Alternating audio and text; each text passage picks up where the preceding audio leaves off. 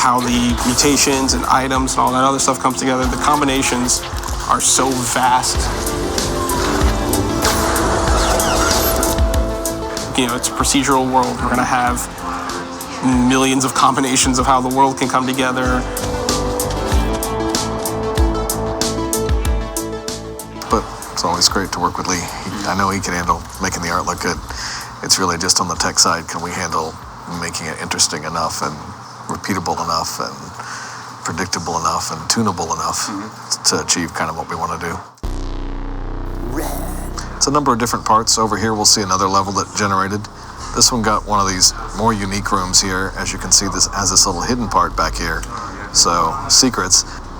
Yeah, the random generation I think was one of the more unique challenges, which is a really difficult part with roguelikes because a lot of your random map generation can make a map that you can't finish.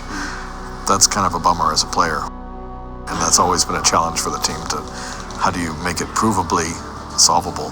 Matt came in and handled a lot of the graphics system and a lot of sort of the procedural system we use for growing vegetation and burning fire and all that stuff across the world. Being a sphere, setting it to like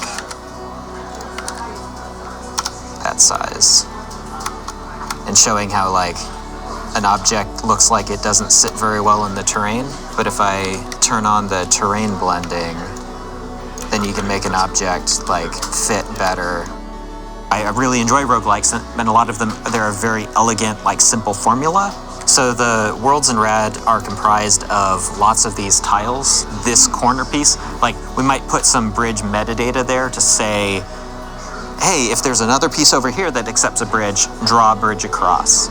And this one is interesting because it's not next to that and doesn't have a bridge. The player wouldn't actually be able to access that unless they had a mutation to get there. Just to add more variety to the experience. Around the time that we were starting art production, VR art tools were starting to become a thing. So this piece here is one of the rare tiles that comes up later in the game. That was a pretty quick process, and I exported that and put it into game as kind of a white box proof of concept, make sure it would actually feel good to walk around it. You can look at it in game if you want. So here is that same tile. One of the other tricks of our game is it has to work from all angles, a lot of these tiles. I sort of feel like all this sort of concept art being this very separate thing from the actual game art is slowly starting to converge. And VR tools are kind of one step in that way, but it's not just about VR, it's just about the tools being a little more immediate. That whole game, like the main message that Lee kept driving at us was about mutation and how everything changes and you have to adapt. And I really felt like we did a good job of getting the audio and the music to do that as well.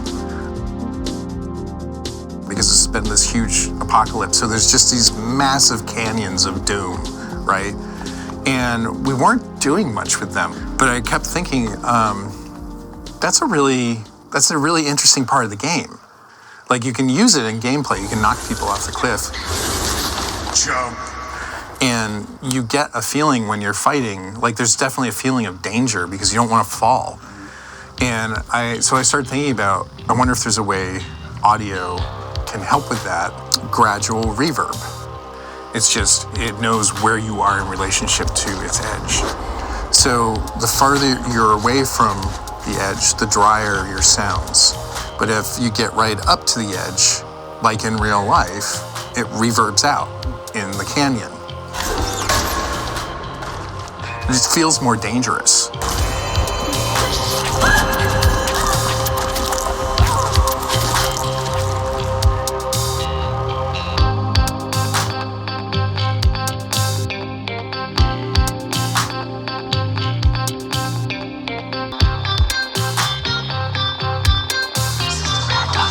Are you guys making the RAD documentary? Yeah. And then we're just cruising and being around for launch and launch support after that. So yeah, exciting. And all that's getting laid out. But yeah, we're kind of at the end of the road.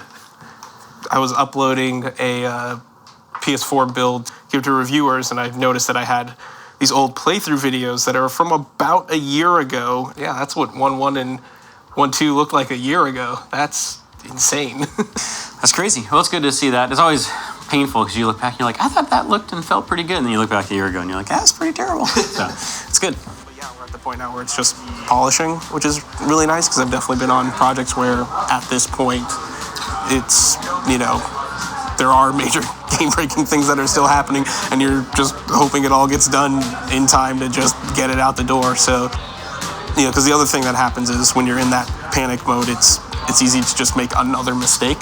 And so the fact that we are able to just work regular hours, everybody comes to work, they're ready to go, and we can just keep doing things the way we've been able to do it.